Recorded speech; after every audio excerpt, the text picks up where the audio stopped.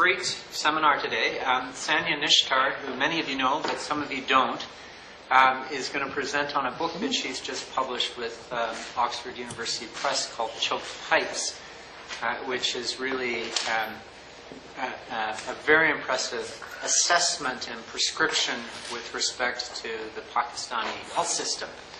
After Sanya presents, we're going to have comments from panelists. Tees Burma, Dr. Gaffar, who runs the Alliance for Health Policy Systems Research, Wim van Lerberg, and David Evans, who will just make a few comments from their various vantage points on the importance of this book. And then we'll open it up for comments. And then Carissa Etienne will give us a few sort of reflections on the seminar before we close at 2 p.m.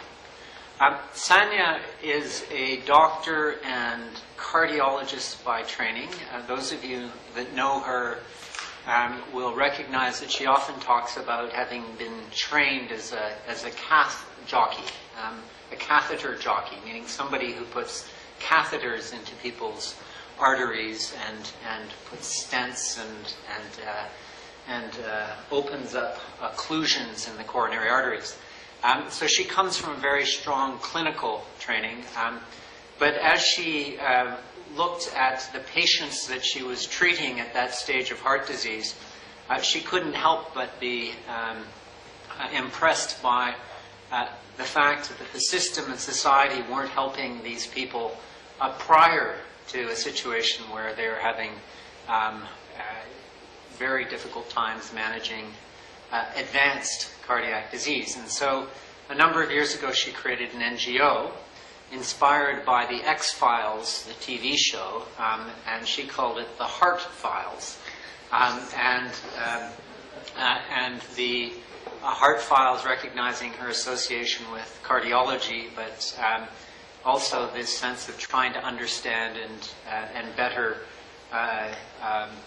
inform the Pakistani health system. And so the Heart File, and many of you may have seen some of their regular bulletins that come across the e-waves, provides all sorts of insights on very specific health systems issues that are very important in the context of the Pakistani healthcare system. And Sanya has been the driving force beyond that. Above and beyond that, she's been a great resource to all of us here in WHO on countless fronts, as an advisor to all work related to health systems research, and many other things, even financing for R&D. Most recently, she was part of the Commission on Intellectual Property and Public Health Innovation Task Force on financing R&D. So, with that introduction, Sanya is going to give us some highlights from her book today. And Sanya, thank you for coming, and we look forward to the presentation. Well, thank you, Tim. I must thank you for giving me this opportunity. It's a privilege indeed. I always come to WHO as part of a group or as part of invited panel, but this is slightly something different, and I really appreciate the opportunity that you provided. And I'd like to thank you and Carissa for agreeing to co-chair, and extremely grateful to the stellar panel. I know this is time that one likes to relax. I'm going to speak very briefly about this new publication, and as Tim says, in a way my previous life as a cardiologist has inspired the nomenclature of several things that I do. The organization, for instance. And I think implicit in the title of Choked Pipes is something that I'm trying to convey. Just as the pipes of a heart are choked and they lead you to death, likewise the systems, the health systems are the conduit through which you deliver any disease-specific intervention. And in countries like ours, if they're choked, if they're not functioning, you won't be able to achieve any endpoint by intervening in that area. So implicit in this title is the understanding that something fundamental needs to be done to open up these clogged pipes. The book is essentially about reform of Pakistan's mixed health system. And for us in our country, and I'm sure Ghaffar will bear me out, we're undergoing very troubled times, where the state really needs to enhance its own capacity to deliver welfare to its people in the context of the various geopolitical challenges that the country is facing. But I seem to have the sense, based on my conversations with several colleagues around the world, that the strategy presented and the analysis may have some level of appeal for other developing countries as well. When the preview of the book was held in Havana last November, Adenike Grant, a common friend of all of us, the ex-health minister of Nigeria, was a panelist. And when I sent her the book to read through prior to the panel, she said, I thought I was reading a description of health systems of Nigeria. And since then, I've heard many colleagues from the developing world say similar things. So I'm greatly humbled to learn that some of the analyses and lessons might be of use to other developing countries.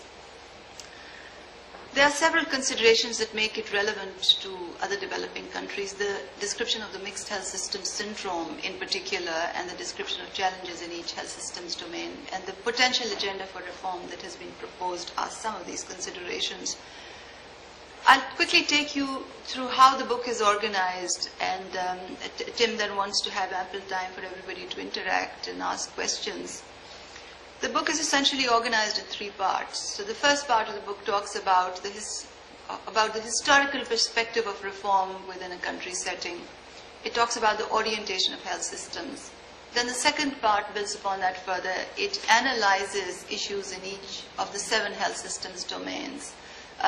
The World Health Organization looks at health systems domains into 6 categories.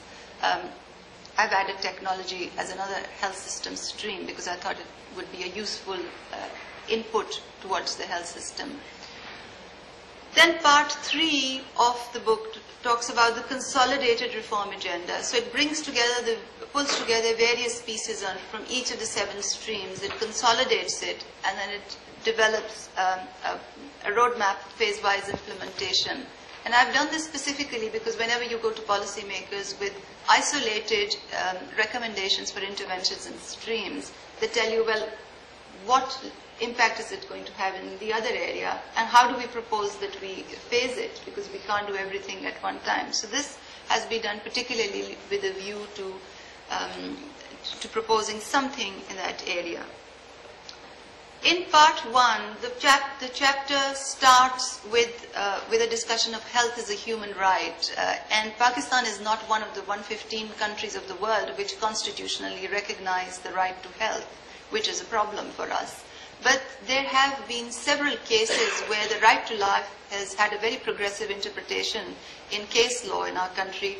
And I've started the description of health systems by looking at the constitutional stipulations, by delving into the previous cases where such progressive interpretations were made, and I've tried to conclude on the note that the constitutional cover is absolutely critical to a reform agenda because towards universal coverage, because it certainly gives it greater legitimacy.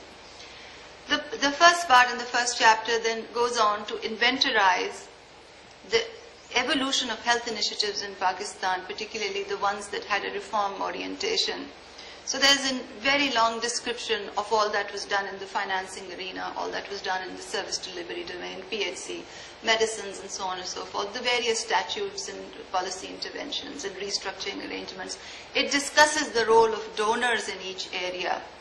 And then it ends with a 2-page description of the lessons learned, basically summarizing that everything conceivable has been tested in Pakistan, as it would have in many other developing countries, because many of these interventions come as part of the donor-driven reform agenda, but that nothing has actually come to fruition in terms of making that transformation change that is needed towards universal coverage, because governments come and go, they decide based on whatever is politically expedient. There is no accountability of decision making. There's no accountability of taxpayers' money that is lost in the process. And therefore, when I conclude and talk about the reform agenda, I make a very strong point about having a consensus on the directions forward, because there's no point in doing things in an ad hoc manner and then leaving them halfway. It subsequently, and again the first part, talks about a health systems framework, and it talks about how inputs and outputs in the healthcare domain impact health status, but that there are many critical factors outside of that which impact health status as well. And of course, the importance of social determinants of health is widely recognized. The importance of factors in the intersectoral domain is well known. But what is not known very widely is the impediments that constraints, that governance constraints cause in general, and the manner in which they impact health systems functioning. And a lot of the discussion in the book is about these broader considerations. Subsequently, the first chapter talks about the orientation of Pakistan's health system, and I think this description might be relevant to many other developing countries, because normally when we talk about a health system in a national political context, it is a given that you're talking about one health system. But if the functions of the system are brought to bear in terms of financing and service delivery and governance arrangements, we tend to find out that there are many vertical systems in their own right. For example, in Pakistan, the armed forces system has its own revenue stream, own dedicated infrastructure, own catchment population, entirely different stream of governance, and it's likewise in 3 different domains. And collectively, they cover 14.20% of Pakistan's population, of the total of 170,000, which is more than many Scandinavian countries. So these vertical systems exist within a very complicated environment, and the implications for restructuring and reform in these areas are very unique and peculiar also. I also found out that there were 2 systems which I described as horizontal, taking the lead from the connotation of these terms in the world of business science, in the sense that that employers provided universal coverage to them, but that they procured services from the mixed system. The bulk of the discussion in the book in terms of reform is around the mixed system of healthcare. I'm sure it can be argued that any health system is mixed, but by definition, a health system is mixed when there's publicly funded government service delivery coexisting with privately provided market delivery, and where out-of-pocket payments are a major means of health financing. And my understanding is that in most developing countries, that is the case. The book then goes on to describe the 26.12% of the population is near universally covered through the various vertical and horizontal systems, that 73.38% is not, and that is where the bulk of the intervention needs to focus on. It describes the public system of healthcare. It describes the market system of healthcare in great detail, and I'm just showing you data from one of our nationally representative surveys to show how private provision of services is predominant. It then goes on to describe the mixed health system syndrome, and a description of that was also published in the January bulletin, the January issue of the WHO bulletin. Essentially what the mixed health system syndrome says, that there are a triad of determinants which are inadequate public funding for health, an unregulated burgeoning role of the private sector, and lack of transparency and governance. And the 3 act together in a very complicated way to undermine the equity and quality of health services. And if you follow through the arrows, you will get a sense of how underfunding in terms of remuneration will lead providers to work in the private sector, leads to the phenomena of absenteeism and ghost workers, how lack of transparency in procurements would lead to pilferage of supplies from the system. And there are several other things that I don't want to go over because of time considerations. But the end product is low quality of public services and high costs of care. So the equity and quality objectives in healthcare delivery is undermined because of the interaction in this complicated triad. Part 2 of the book talks about is about the analysis in each of the health system streams, in each of the 7 health system streams, and it gives some proposals for reform that are relevant to each. I'll quickly take you through some of the salient features of each chapter. For instance, in the governance section, a new classification for governance and health has been proposed. And in one table, I have tried to illustrate how this is complementary to the classifications that the WHO, that UNDP and the World Bank are currently following. And what I thought was useful for country analytical work was to divide health governance into strategic vision, direction and planning, implementation and oversight as the second stream, and regulation as the third. So the second stream, which is implementation and oversight, related more to directly provided services by the government, and that further could be analyzed under the heads of public procurements, human resource hiring and placements, and oversight of quality standards in directly managed services, whereas regulation could be dissected for analytical purposes under three streams of regulation of volume, quality, and price, and that you'd have to look at each stream in a cross-tabulated fashion when it came to medical education or private medical services or medicines and related products. So essentially implementation and oversight related to the public stream of governance, whereas regulation related to the private stream of governance. Then there are 3 pages where, and this has been a very difficult piece to write, because what I've tried to do is to inventorize areas vulnerable to malpractices and inefficiencies in each of the areas where the classification was proposed. And I've tried to hammer out what the role of the public sector is in perpetuating those, who the responsible stakeholders are, and how the private sector aggravates it or could act as a deterrence against it. So there are 3 pages of this table. There's subsequently something which I found very interesting during my qualitative research, and that has to do with the parallel management system.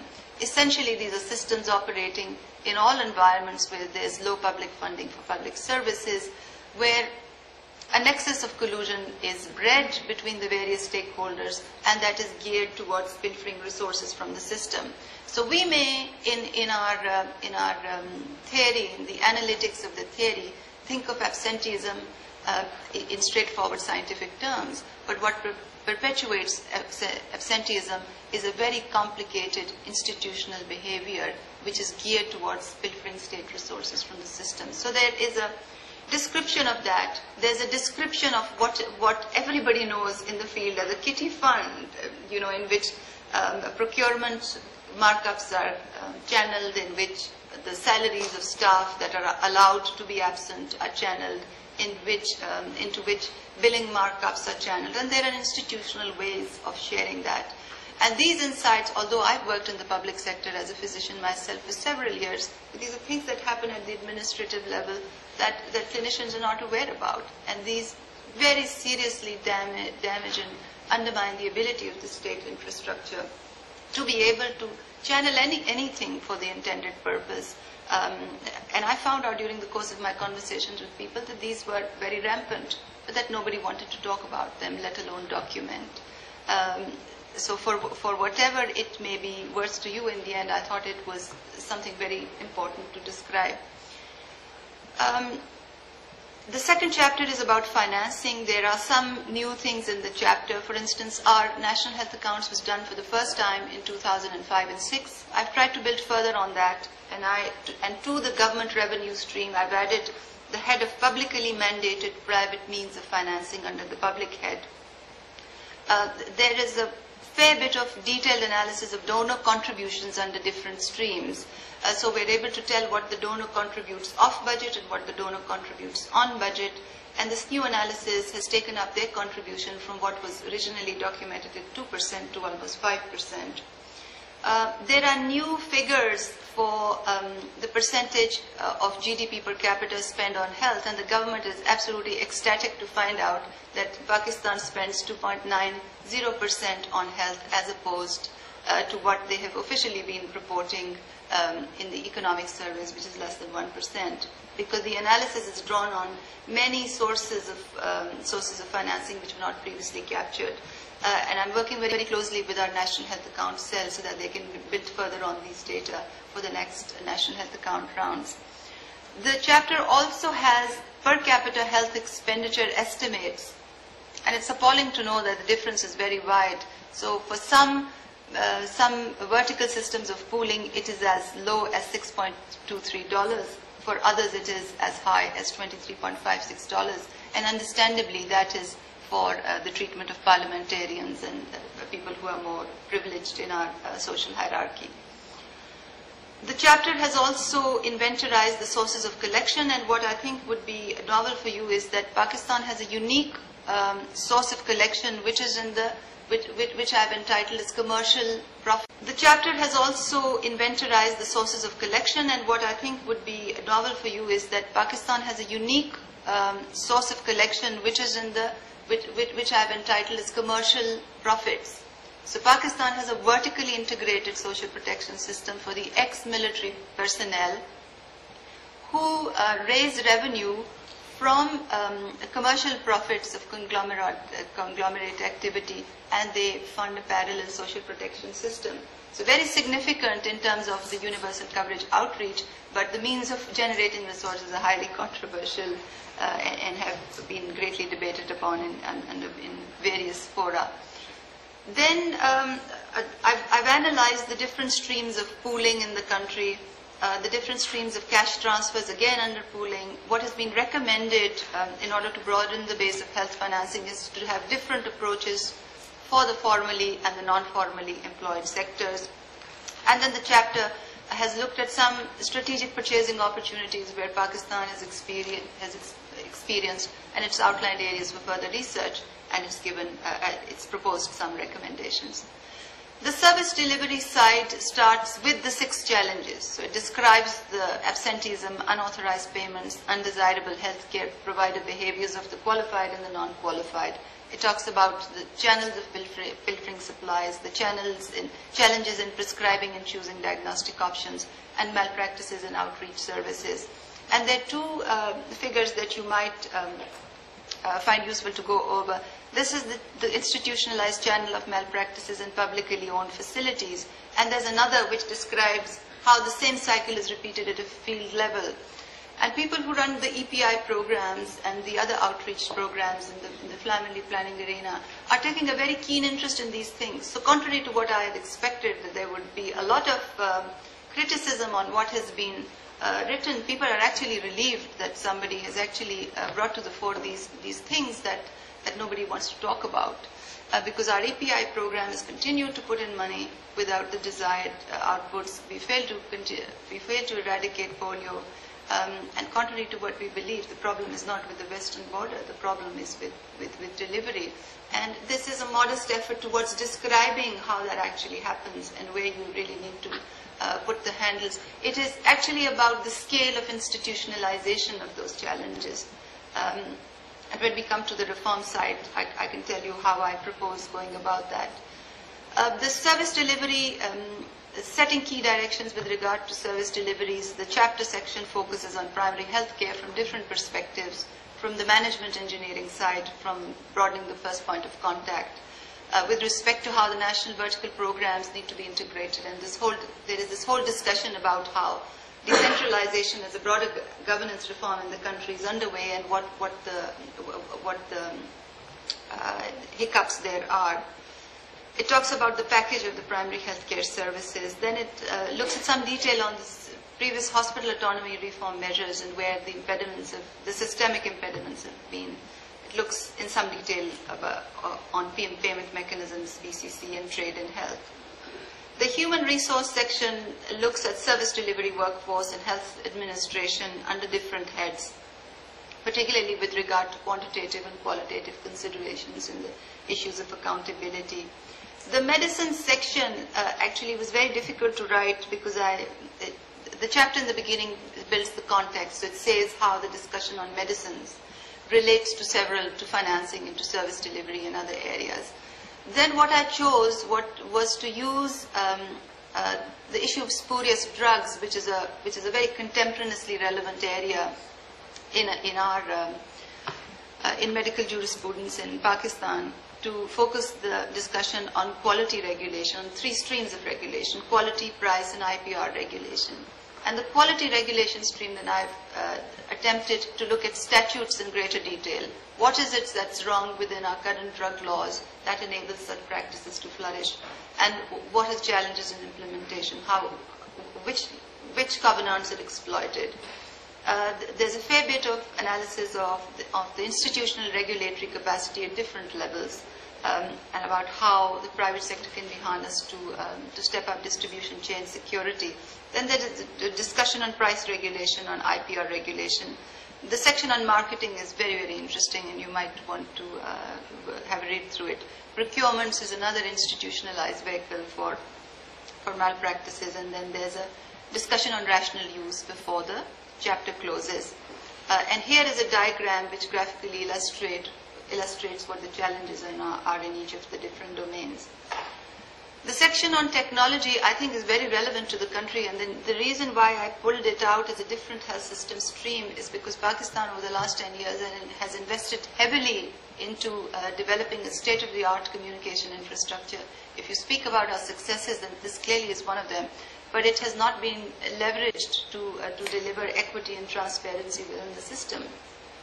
So I had several consultations with experts in the field, and I concluded that there were some strategic opportunities, for instance, enhancing connectivity within Pakistan's health and management and information system with certain dedicated resources, the potential to create data repositories, because Pakistan's National Database Registration Authorities has biometric information on the entire population, and if they were to move towards a more consolidated way of pooling, then that certainly could be a very valuable resource.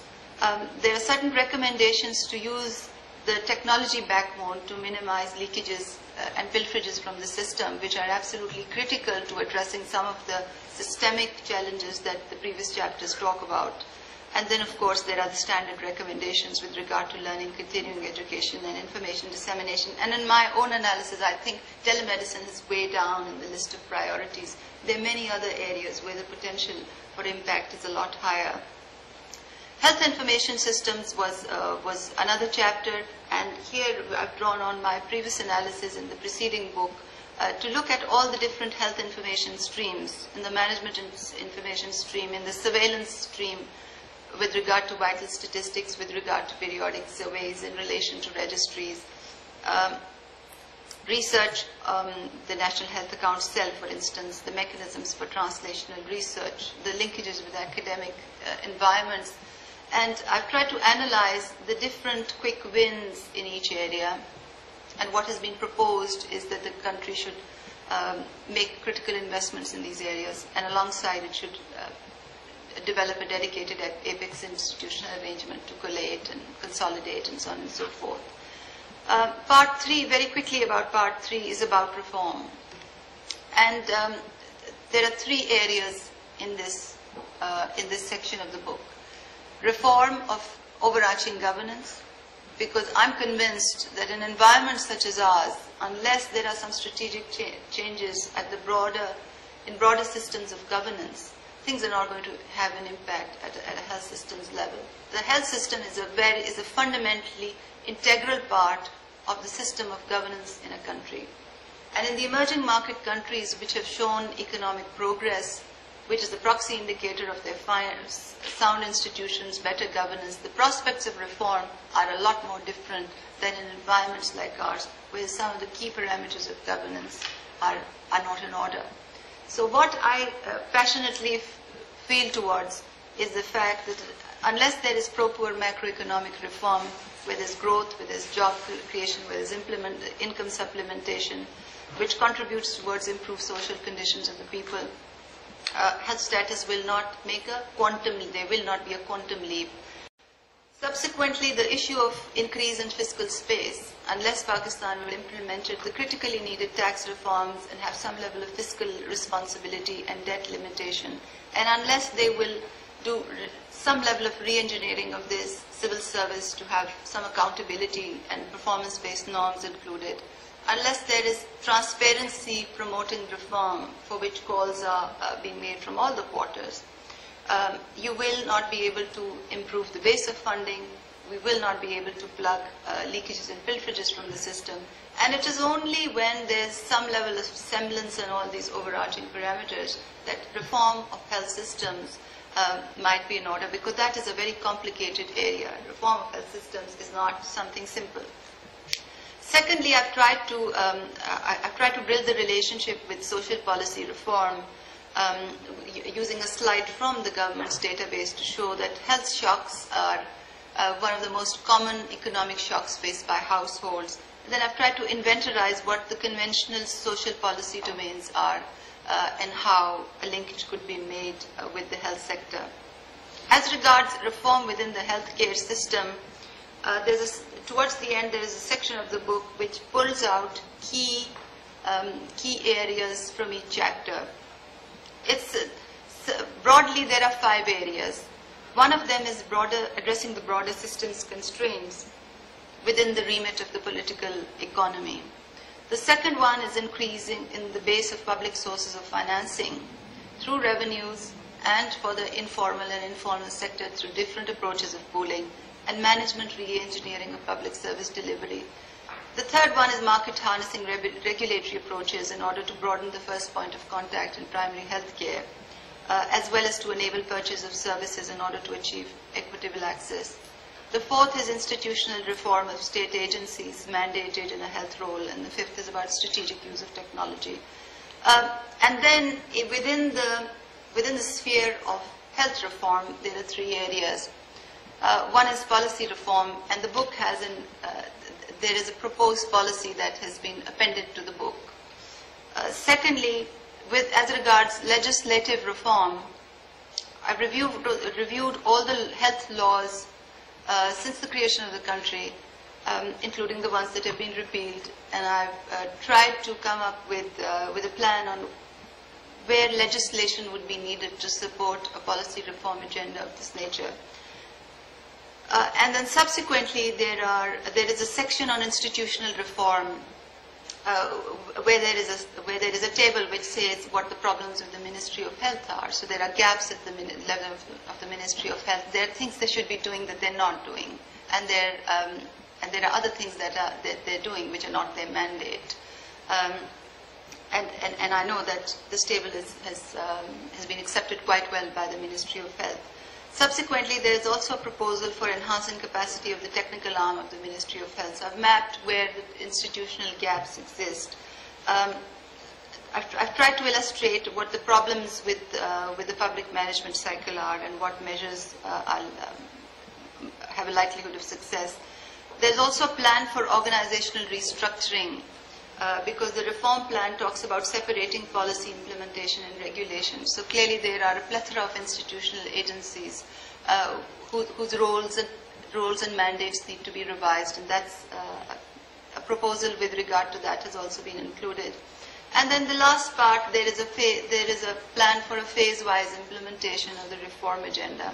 And what I feel very strongly about in step 1 is developing a national consensus on the reform agenda, because if we continue the way we have been, we will continue to go in circles. So unless there is a bipartisan consensus, a multi-partisan consensus, unless there is a civil society ownership, unless there is an oversight of that process, unless all the donors subscribe to a set of process endpoints from a system perspective, we will keep going in circles. And the first chapter of the book actually gives you evidence in support of that. Secondly, there has to be some level of increase in public financing for health, and the chapter on financing discusses options both with regard to interventions in the conventional space and with regard to interventions in the unconventional space. Step 2 is bracing the health information system. You don't need to turn the world around, but there's some very critical gaps that need to be filled, and I've tried to allude to them in very specific terms. Step 2 also includes pulling a thread through existing evidence. So a lot of times research is not about doing things de novo, but it's about consolidating evidence and looking at it in detail. Step 3 is about strengthening institutions, and I've already alluded to the areas where some proposals have been set forth. Step 3 also includes honing norms, the policy institutional and in the legislative sphere, and making the critical investments in technology. And step 4 is about prototyping alternative service delivery and financing mechanisms in pilot settings. And step 5 is scale up, and I've spread it over a time frame. So with this, my presentation comes to an end, what I've done essentially is to give you a very quick run through the various chapters in terms of how the book is being organized. I realize that I have been very ambitious in what I've tried to achieve. So I also recognize that it may be full of mistakes. Please, as you read the book, give me your feedback. I'm very open to suggestions. I'm very open to alternative points of view. As far as I'm concerned, it's been a labor of love. Nobody's asked me to do this book. Nobody has asked me to invest time in studying Pakistan's health system. This is not commissioned work. This is not funded work. And I have done it with great expectations that this will at least be a starting point for thinking in my country. And from my conversations with friends around the world, I'm very humbled to learn that it may have meaning and relevance for other developing countries. So I fully acknowledge all the errors and omissions and look forward to your feedback in relation to where they stand. Thank you very much, and thank you again, Tim, for this opportunity.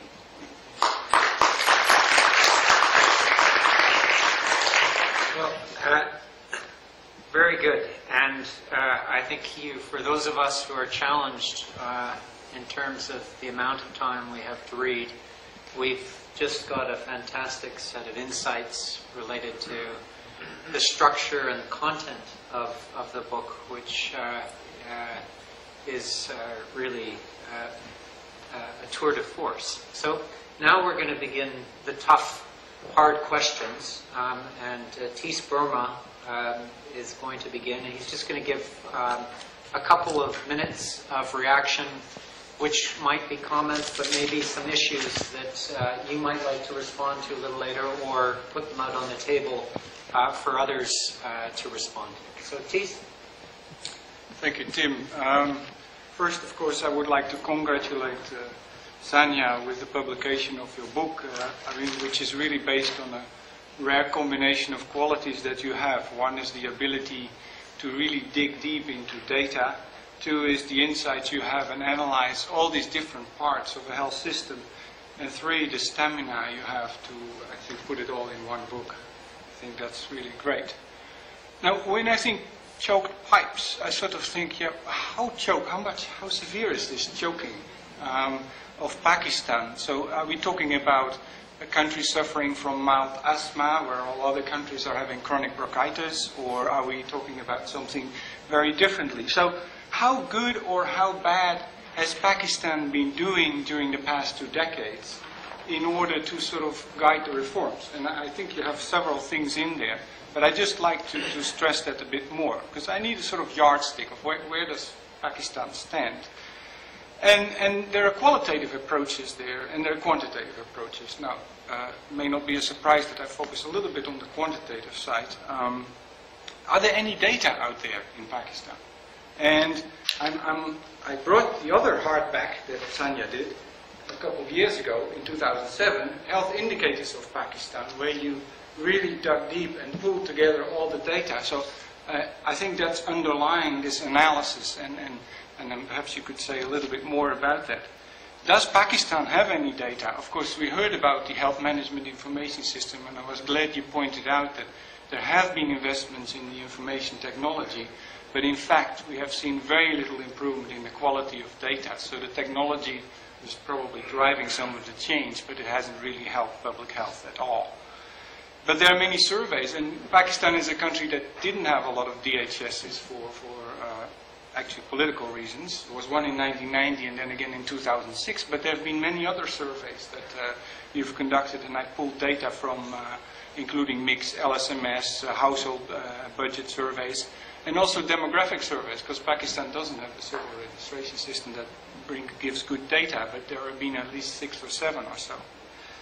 So how well is it doing? And I think in terms of the WHO framework, one could look at outcomes and health outcomes, efficiency, financial risk protection, but I won't say anything about it because David is here, and also user satisfaction with the services and the system. And I won't say anything about that either because I think it's too difficult to measure. So just about progress in health outcomes. If you think about Pakistan over the past 20 years, child mortality has been declining.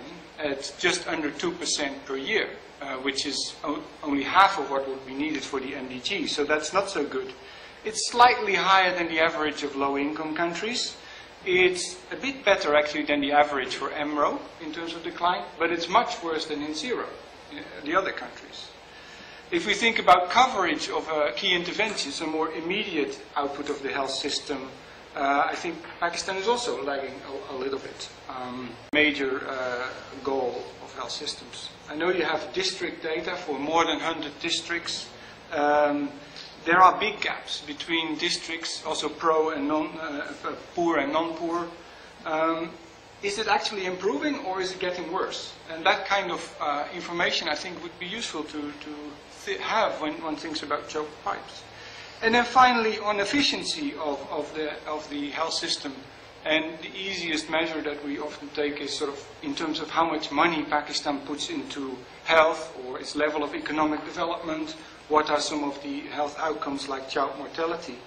And I mean, one striking thing, of course, is that Pakistan economically hasn't done as well as other countries in the region in terms of growth in the past 20 years. But also in the outcome, health outcome, it hasn't. And there are two countries that I sort of compare it with, looking at how much money they put into health and what they get in terms of health outcomes. One is Vietnam, which has a similar level of economic development, but has a child mortality which is 6 times lower than Pakistan. Then we have Bangladesh, which is a much poorer country, which raced past Pakistan over the past 10 or 20 years. So I think that the diagnosis of choked pipes or severe chronic bronchitis is perhaps correct. Thank you. Thanks, Tis. Just one point of clarification. He mentioned MIX and LSMS. The multi-indicator cluster survey that UNICEF runs is MIX, and the LSMS is a World Bank Living Standards Measurement Survey, just for information. And Tis, I think, is going to be a co-author on a comparative analysis of health systems performance, along with Sanya, based on those comments. So, Abdul, you're next. Thank you, Tim. So, obviously, Tanya, congratulations. I skimmed through the choked pipes when I was asked to comment during the launch in the Global Forum in November in Cuba. Since then, I have read most of the chapters, and I'm honestly like, okay, there are challenges, but this is the first, most comprehensive book about the health system in Pakistan, which is available, and there are lessons for the other countries. And I have personally I have the honor and the privilege to work for the Pakistan's health system for over 20 years. So I know how complex, how difficult, how challenging, how good, how beautiful, whatever the diseases are.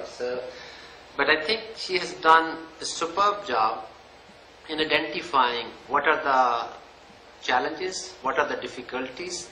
But the good part is she has given some sort of relatively practical way forward, a roadmap, how the things could be improved if there's a political will and if there are resources. But I think she has also pointed to very important areas which are the challenges, the governance and the civil sector or the civil sector, the public service reforms. Health will not improve if we keep on working only within the ministries of health. And the governance certainly is not within the Ministry of Health, but it goes beyond Ministry of Health, and it is maybe more developmental, cultural, national issues which we have to tackle. But I think with those challenges and tackling, this book provides some sort of direction, and I think any of the challenges, and that's what I'm going to pose, I'm saying very good, it's all well. We know, the people who know Sanya and the people who heard, she is very bright, she is very hardworking, she is very articulate. But I know personally she is also very well connected. She enjoys respect as a public health professional. She knows the system, she knows the people, she has the access to the power corridor. So Sanya, the challenge is, could you use your charisma, power and influence to clean these choked pipes? So good luck, and you have our and my support, so keep it up. Okay. So a rather minor challenge as follow-up on the book. And that, Abdel, may take you off the public sector rolls officially, because we're worried that you might be absentee from your post at the moment while you're here at WHO. Our next speaker is Wim. Please. Thanks, Tim. Well, I would join in saying that this is a book with many merits, and not the least of which is the title. With the title, even if it may be chronic bronchitis, still is a title that says a lot about where the situation is there.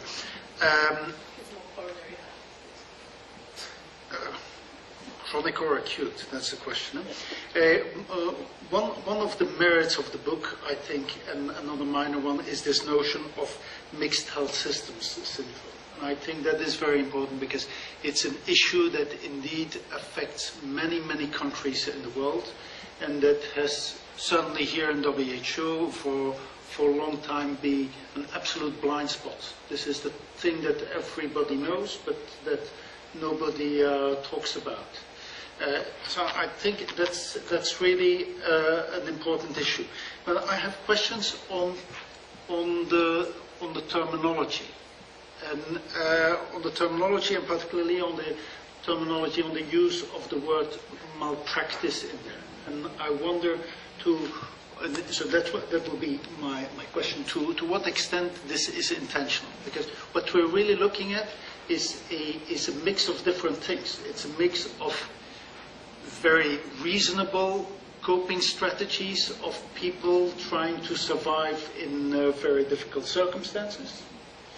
It's at the same time an expression of rampant commercialization, and at the same time also an expression of a healthcare system seen as a system for selling health commodities. So there's very different aspects to that issue.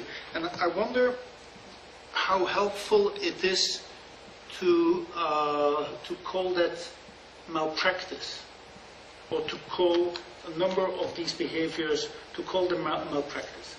I can see the positive of that, because if you call it malpractice, you have something that one can organize against, and that there would be a consensus of, well, malpractice is obviously a bad thing, and something that one needs to do something about. So it's a mobilizing word in a way. But at the other hand, it's also a word that implies some moral condemnation of practices that were in many circumstances, when you look at it at a very micro level, where you can't really blame the guy who asked for an under-the-table payment or who pilfers drugs. Can't really blame him because has to survive. So there is an issue there, and I wonder to what extent your use of the word malpractice, as opposed to, for instance, coping strategies, or to a neutral term such as more neutral terms such as commercializing, to what extent that is intentional. And I would link it to another terminological question, and that is in your phases for the reform. In your first phase, you talk about national consensus on reform. Is that a synonym of social pressure for reform? And is it an intentional synonym, or is it something different from the notion of social pressure for reform, which has to do also with reaction against malpractice and the way that is perceived by people? Thanks, Wim. So some issues related to clarifying the concepts are really related to your intention in using them, which are very clear. David? Thanks a lot. In my time in WHO, which is a long time, the phrase I've heard more than any other, I think, is that every country is different.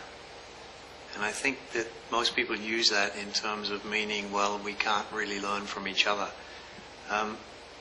It's true and it's not true. It's true in the extent, to the same extent as if I say everyone around the room here is an individual and we're all different. Yeah, we are. But Sanya was a cardiologist. If she had you on the operating table and she was going to put a stent into you, she'd know where your heart is. She wouldn't have to ask you where it was. She'd know where to put the stent. She'd know roughly what the heart did. Certainly, some hearts work better than others. Some have problems, and some are efficient, and some are not. And it is exactly the same with health systems, or in my interest, health financing systems. There are fundamental things that we know how a health financing system operates. We know where to look for the problems. And I think, as Sanya said in her introductory comments, there are some things from reading this that other countries could easily learn from, because many of the problems are similar. Let me just point out the three broad areas. She talks about insufficient funding for health. Common problem. Less than 3% of GDP spent on health. Low government priority given to health, particularly, in fact, interestingly, at the district level, which have flexibility in allocating government funds to which sector. Interestingly, there again, Pakistan has some innovations that I wasn't aware of. It's got a tax on profits of pharmaceutical companies that goes to health, which is innovative, and many countries say it can't be done. Well, it can be done. It can be done if you want to. That's one interesting part of raising more money for health. The second part is the financial risk protection. There's a lack of financial risk protection to a very large proportion of the population. More than 50% of total health expenditure is out of pocket payments at the time of service, where people delay seeking care, don't get care, particularly the poor. On the other hand, there's a group of people, mainly the affluent, who are covered by forms of insurance, if you like, but there's a lot of them. It's very fragmented. There's one for the armed forces. There's one for one of the biggest employers, that's a foundation. There's one for formal sector employees. The civil servants are covered by government revenues as well. This makes it very complex then to build a universal system in a way, because each of these people have their own benefits, and it's very hard to break this down. But increased financial risk protection for the poor is a fundamental problem and an issue that she takes up. And then finally, the issue that Wim touched upon, how you use resources. Are they being used to get the best out of those resources? Common problem everywhere. She has some suggestions for how that might take place in Pakistan to improve efficiency, reduce waste, corruption, or whatever it's called. Again, we're trying to estimate for the forthcoming World Health Report how much is lost generally through inefficiencies in health systems and how much could be gained.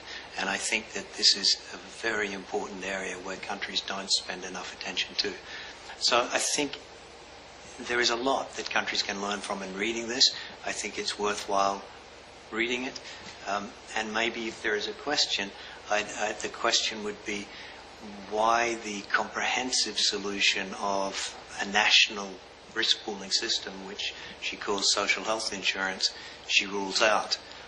She rules it out on the grounds that, well, this can only develop when everyone's in the formal sector, but I think experience is that that's not true. That I think that that's an old use of the term social health insurance, but most social health insurance systems now have a large part, often more than 50% of the funds paid out of general government revenues to cover the people that are poor.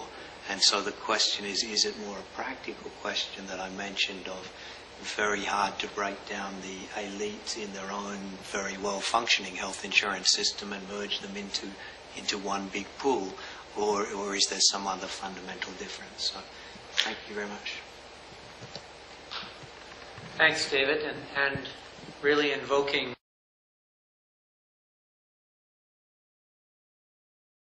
risk pooling system, which she calls social health insurance, she rules out. She rules it out on the grounds that, well, this can only develop when everyone's in the formal sector, but I think experience is that that's not true. That I think that that's an old use of the term social health insurance, but most social health insurance systems now have a large part, often more than 50% of the funds paid out of general government revenues to cover the people that are poor. And so the question is it more a practical question that I mentioned of very hard to break down the elites in their own very well-functioning health insurance system and merge them into one big pool, or is there some other fundamental difference? So thank you very much.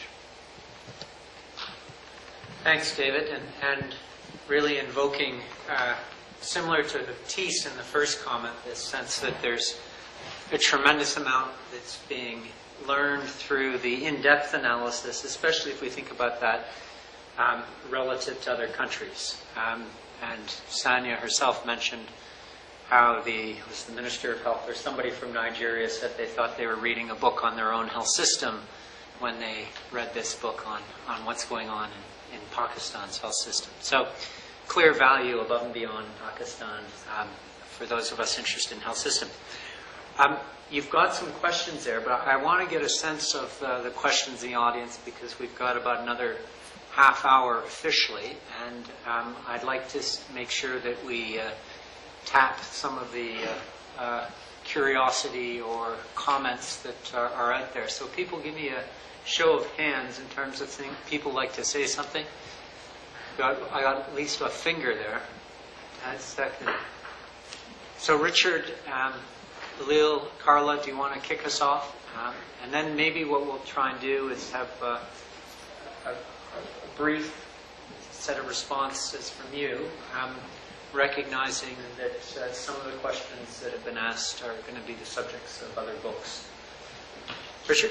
Yeah, I was very pleased that Thies mentioned Bangladesh and David as well, because Bangladesh, of course, was part of Pakistan. It had a common heritage. It had a common experience of the time after partition and then the separation. And then Bangladesh started off way below Pakistan in all the conventional measures, and yet in that relatively short period exploded forward. And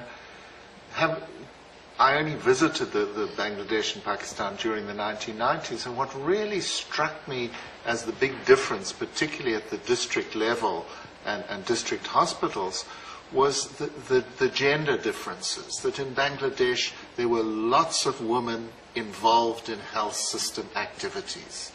And yet when I went to the hospitals in Pakistan, there were sometimes more doctors than nurses, more males. It was hard to find women working in the health system. And when we look at other determinants, if we go back to the 1990 DHS survey and looking at female literacy and the relationship of the gender issue in Pakistan, I wonder, it didn't make a mention in your presentation. You talked about social determinants, but I wonder if that's not something that, even if there was a good health reform, until those underlying gender inequality issues that seem so striking in Pakistan when you compare it to Bangladesh, I wonder if you'd comment on that issue. Thanks, Richard. Just an anecdote on that. A former director of the expanded program of immunization here in the 70s, when asked about the prospects for ramping up childhood immunization globally, because there was a lot of talk at that time about how to reach 80% in all countries. There was one country which was identified as a basket case at that point, where there was no hope whatsoever, and that was Bangladesh. And so I'm raising that point because Sonia made a very interesting point related to the problem of polio eradication not simply being the Western Front, but a problem of delivery more generally. So, Alil? Sonia, good to hear from you. And I think many people have commented on this, and I think I would join them. I think it's an excellent book, and it sets out things, the Pakistani situation in a very nice way. And I think if you were to make this presentation within the corridors of power, where you probably have already done it, there's a potential for a health minister there, for the Prime Minister to look at and say, you know, here's somebody for that. I'm sure you've been asked, but so we don't go into that. In terms of questions, I had a couple of questions that have already been dealt with. When I first met you and Ghaffar, I remember, was when I did the CCS in Pakistan about 10 years ago. And I would really appreciate if this somehow could also feed into the next country cooperation strategy that the organization develops in Pakistan. And I would really appreciate if this somehow could also feed into the next country cooperation strategy that the organization develops in Pakistan. My second question is more of a frivolous one. One of your slides, your transparency, showed the evolution of health initiatives, and then you had democratic rule and military rule. When was it better for health? When was it better for public health? Thanks. Thanks. Charles? Thanks, Sanya. Excellent presentation. I'm really looking forward to reading the book. Though I confess in a way it made me a little bit depressed because I didn't get a clear steer from you, you know, what can actually be done. Because I almost had the impression that it requires such a huge societal change and change at the highest levels of government to address some of these very deep-seated issues that it was going to be quite difficult to tinker at the margins. And that's basically what a lot of us spend a lot of our time doing, or suggesting that countries do, is around tinkering at the margins. So I wondered if that's even worth trying. But my main question related to something you said right at the beginning. You pointed out in the same chart that Alila is referring to, you pointed out that everything has been tried in Pakistan and nothing is sustained, you know, initiatives come and go. And that they're largely driven by the international donors and the sort of fashions of the time in many ways. So my question to you was, well, what has been the role of development agencies, development partners? Have they been useful, or have they been more of a hindrance than anything else? And are there things that you could recommend that we, among those international development partners, try to do better in order to help you unblock these pipes that you've diagnosed? Okay. So, Sanya, we're going to give you 2 or 3 minutes now just to respond definitively to all of those questions. But no, obviously you've got a rich menu of things, and just a few of your reflections would be great. Thanks. I want to respond to the 4 questions and Thesis comment. But before that, thank you so much for being so generous in your praise. I must acknowledge the book must be full of limitations, but please bear with me on that. With regard to thesis showing of my previous work, this book actually started from there, because when I inventorized the health indicators of Pakistan, I realized that there was no way I could assess the performance of the health system. I mean, there were odd indicators here and there, assessing the number of skilled birth attendants and the number of sanitation facilities and all that.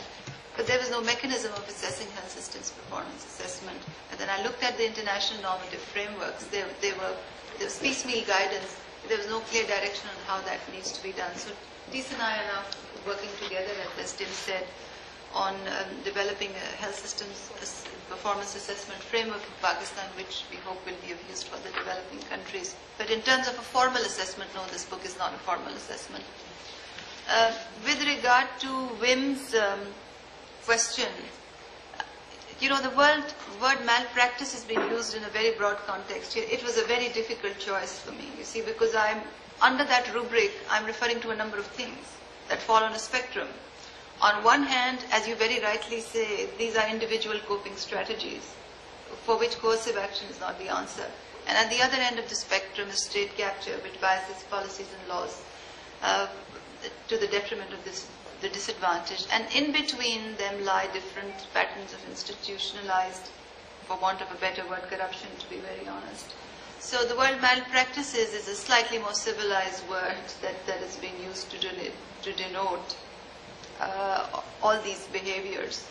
And what I'm going to do is, on the book's website, I'm going to continue to put reflection based on questions that people ask to bring more clarity to the terminology, and this certainly is going to be one of them. The other question that you asked with regard to terminology was national consensus on the reform agenda. And by that, I mean a political consensus, not a civil society movement or not a grassroots upwards movement, but more because that's not how things are fashioned in the country. It's a group of people who decides what needs to be done, and when the regime changes, the tables turn over completely. And this ties me into the question that Carla has put forward about the role of the donors. You asked two questions, but I'll answer that one first. My own sense is that donors have not been obstructive. I wouldn't like to believe that they have done harm, but their impact could be maximized if they played the role of an honest broker, a more neutral voice, because sometimes they do not challenge the government on things that they, for instance, would close the door in my office and talk to me about. But I'm not the one who can do anything about it. They've got to put their displeasure in writing. They've got to say those things up front on planning tables. And I'm convinced that it will have a change, because donors bring a lot of, more than the money that they bring into the system, they bring a lot of clout. They have a lot of leeway in terms of influencing policy direction. And I feel that they do not use it to the advantage of the people. And that the agenda is skewed by incoming governments and by politically expedient decisions. So, but I would not say that they have consciously caused harm. Again, Carla, with regard to your question, I really think that tinkering at the margins in the social sector is not going to make much of a difference, because the nature of the problem is so pervasive. Unless some of these broad parameters are going to be put in order, the margin of impact will be very, very limited. That's how I'm not a pessimist, but that's how I will frame. Richard's question on the role of women, absolutely very critical. There's a fundamental difference between the Bangladeshi culture and the Pakistan and what was West Pakistan's culture. And I think that is one of the reasons that led to the division of the country. Because the culture in West, what is now Pakistan, what was previously West Pakistan, it is very patriarchal. There are a set of religious and social and cultural norms that put women in a very subservient role. In the urban population in a very different way, in a rural population in a very different way. I write a column for our for the largest English daily newspaper I write the column on governance every Saturday. And this Saturday I thought I would do one to commemorate the International Women's Day. And I was just surfing through the net, sitting in Tim's office, and there was this picture of a woman flying an aeroplane. She's one of our commercial pilots. And then there was another picture of a woman being buried alive. It was a life picture of a woman being buried alive. So there are great disparities. There are a lot of challenges, and they clearly influence access to care in a major way. So women bleed to death at homes, but they are not empowered to take that decision to seek care outside unless the men folk are back from work, which is sometimes just too late. So thank you for raising that very important point. And last, Tim, I know I've gone over the 3 minutes assigned, but if I can have your permission to make one last comment.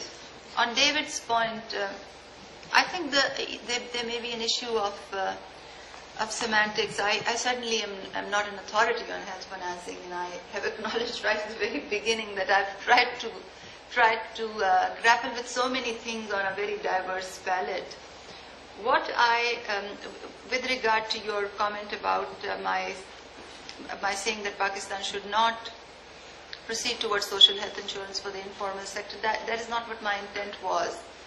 But given that the system as of now is geared towards covering the informal sector through pooling in equity funds and cash and making cash transfers in waiver and exemption systems, that I thought that it would be a lot better for them to continue to do that in a more efficient way. But I'm certainly open to discussion, and we'll continue to put updates on the website as we go along. In fact, as I was sharing with Tim this morning, one of the things that I thought would be a takeaway for my organization, because when I wrote this, I realized not many of these things are going to be in my hand unless I join the public sector at some point, and I'm loath to that idea at the moment. So I said, what is it that I can do out of this agenda that has the maximum impact of catalyzing change? And it was actually in the area of bringing greater transparency into Pakistan's cash transfer system. So, and David, you know, we've talked about that, and I've already passed you a case history for you to explore and to have your inputs on that. So, so that was my idea of covering people in the informal sector and for revenues to contribute towards equity pools. So it's slightly different from them pooling toward through the insurance function, but it is more through equity pools and then using those to cash transfers. The ultimate outcome, from the little that I know, would be the same. Thank you very much.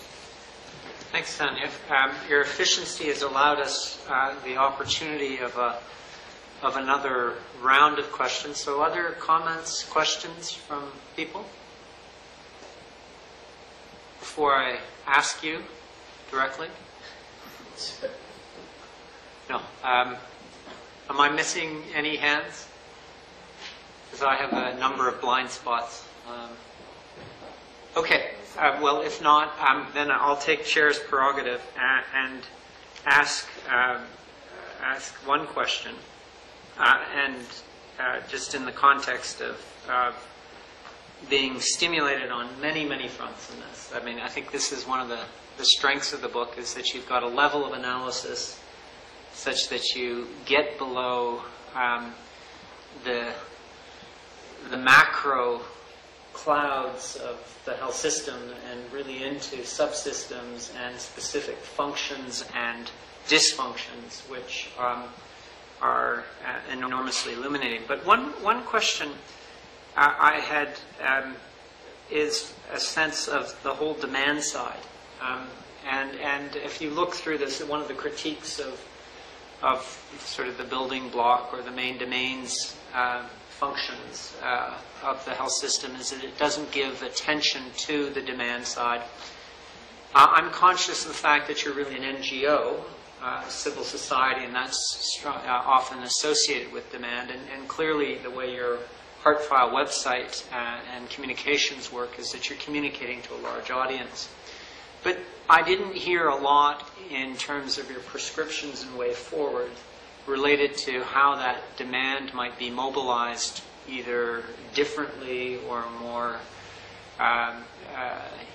or the same way in terms of being a critical adjunct to the ambitious plans that are in your book. So just wondering if you had some thoughts on the demand side. And I had a bit of a frivolous question too, which is really a function of in thinking about the different ways in which people access care in the context of Pakistan. What percentage of Pakistanis are medical tourists, either to the UK or Singapore or some of these centers that are Dubai, where they're high-tech, wonderful, state-of-the-art things? And is that trend something of the past because now you've got excellence in tertiary care in Pakistan, or is it something that's actually growing and perhaps something which represents a significant drain on the system? But thank you, Tim. Before I answer your questions, I realized that I hadn't responded to Elil's question. Oh, I think you have the hook on that one. Yes, no, I must come back on that. Yeah, that was incorrect. It was when Tim mentioned the word frivolous that my apologies. I actually went in the wrong order. You asked a very interesting question. Actually, if you look at our aggregate growth rates, the averaged out growth rates, they are a lot higher during the military tenure, and they're very low in the democratic tenure.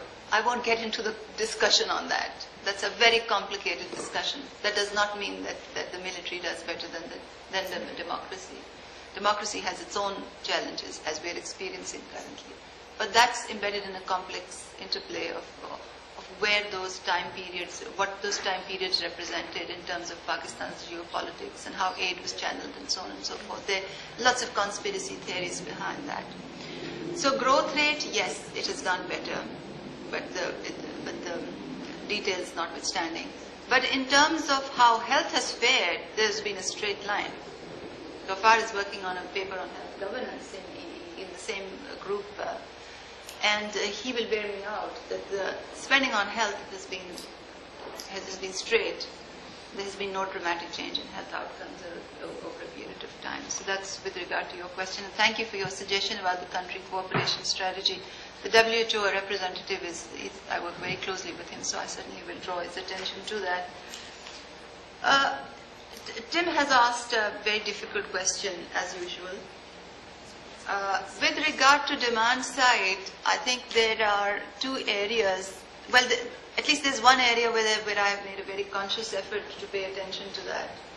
And one of them is the area of health financing. So this whole business of health equity pools and configuring them for demand side financing through waiver and exemption systems is one of those.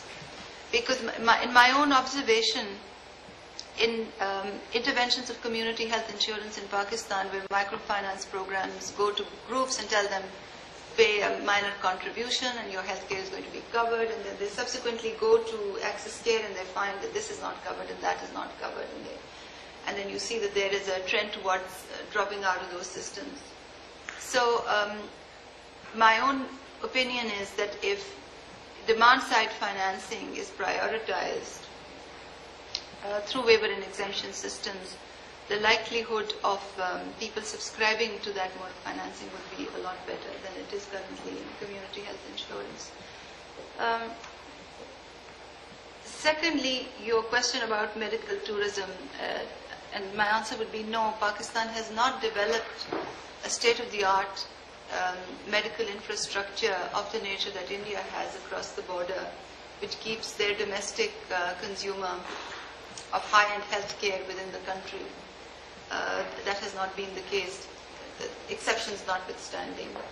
I've described in the book under trade and health that medical tourism in Pakistan unfortunately has taken a very negative turn with medical tourism for kidney transplants, as it has in several other countries within the region. And that has prompted our previous administration to come up with the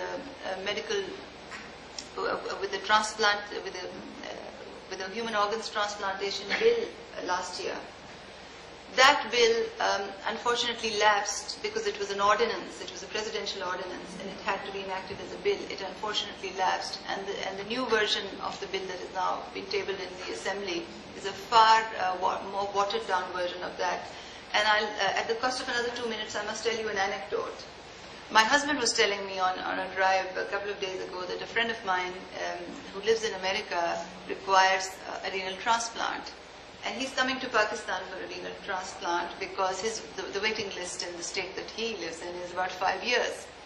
And he says, you know, there's such a problem because previously a renal transplant used to be for $500,000, but since people like you have come up with that organ transplantation bill, you know, the cost has really doubled. So this is quite illustrative of how the system works. Every time there is a regulation in place, it is the cost of business gets higher. It does very little to break the institutionalized standards of collusion. Great. Okay. We have about 6 minutes left, and Carissa is going to provide us with her summative remarks. Did you just want to make one comment very briefly? I'm sorry, I don't know your name. My name is Muazzam, and I'd just like to ask one small question. Dr. Sania, thank you very much for the very in-depth and interesting presentation on Pakistan's health system. As you know, that most of the population in Pakistan and perhaps in most of the developing countries they go to the private sector. And I was just wondering if you have touched on the private sector regulation in Pakistan in the book. Thank you. Oh, yes, that's a major part of it. But what has been proposed is not the coercive command and control style of regulation, which breeds graft.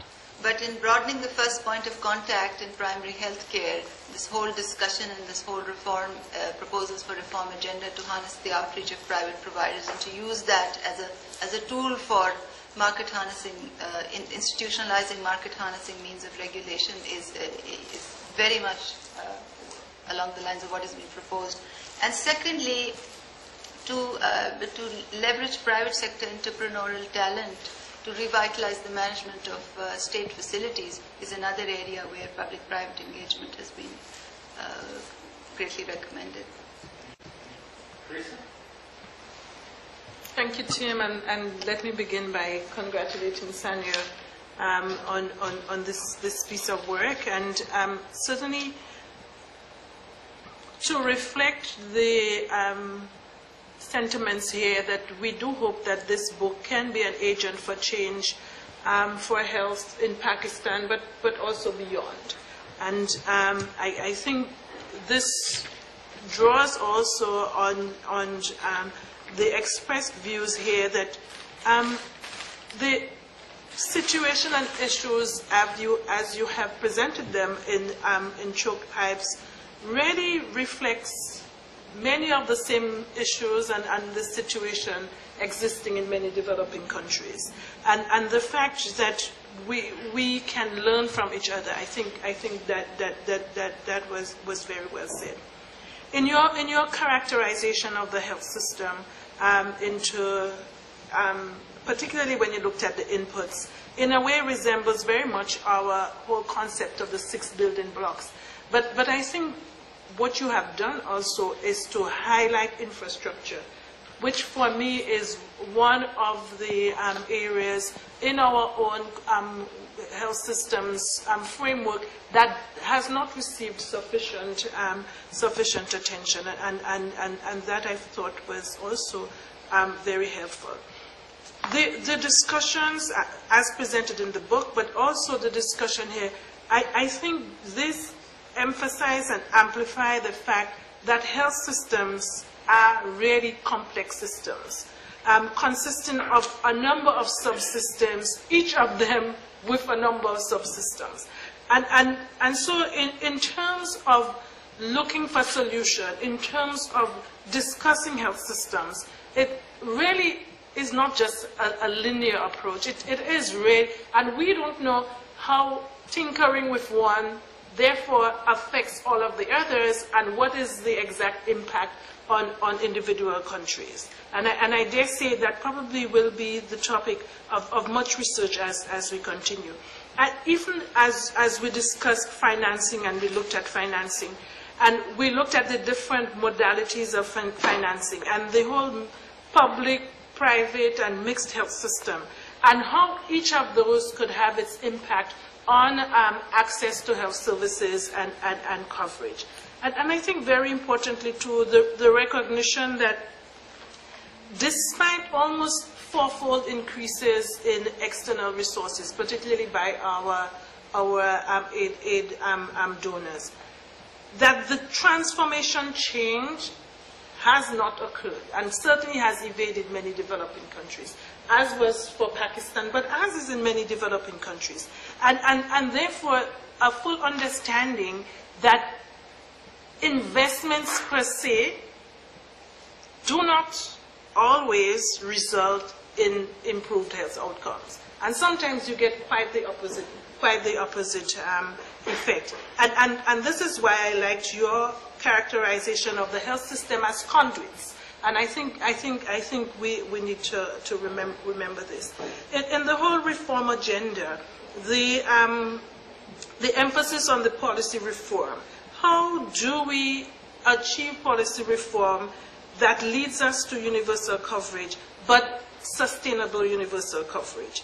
And in the policy reform debate, how do we go inclusiveness, political consensus, or as Wim said, social pressure for reforms. And maybe it's a bit of all of them, but certainly central to this is the acceptance, I think the broad and wide acceptance now that all sectors must be fully involved in the policy discussion and certainly decision making. I think also the understanding and the sharing here that the efforts to improve health outcomes and health systems must extend beyond the Ministry of Health. The emphasis given to the social determinants of health, but importantly to other levels of governance in terms of the Ministry of Finance, planning, but also the other social sectors and their role in ensuring health outcomes. I think when we talked about finances, the discussion about the financial risk protection for the poor. How do we utilize financial and financing approaches to increase efficiency, to increase coverage, to reduce waste? And I really noted in Sanya's presentation the emphasis that she places on corruption and the way she uncovers the blindness or the intentional blindness that has dominated the literature and also our talks here as far as the wastage and pilferage and corruption is concerned. And I think that is a big area of waste, and if we need to increase in efficiency, we are going to have to look at this. I just want to end with two questions to you. I think when we will have read this book, and certainly even as we sit here now, having listened to the discussion and the presentation, I would think that the questions that we should be posing to ourselves would be, what can WHO do to catalyze the transformative change in countries? A change that must lead to the high sustainable levels of health, with equity at the very center of that debate. And how can we do it to ensure that it is sustainable? And I think that has to be a big question for us as an organization, and our response to Sanya's publication. And what I would say also, what can each of us in our various programs and on a day-to-day basis, what can we do towards this transformative change? And so with these few words, I once again want to thank our panelists and thank Tim, and certainly to extend our congratulations again to Sanya and our appreciation of the work that she continues to do in her home country, but also in many ways how she is always so willing to share her experiences with WHO in the various fora that she works with us in. So thank you very much. Thanks, everyone.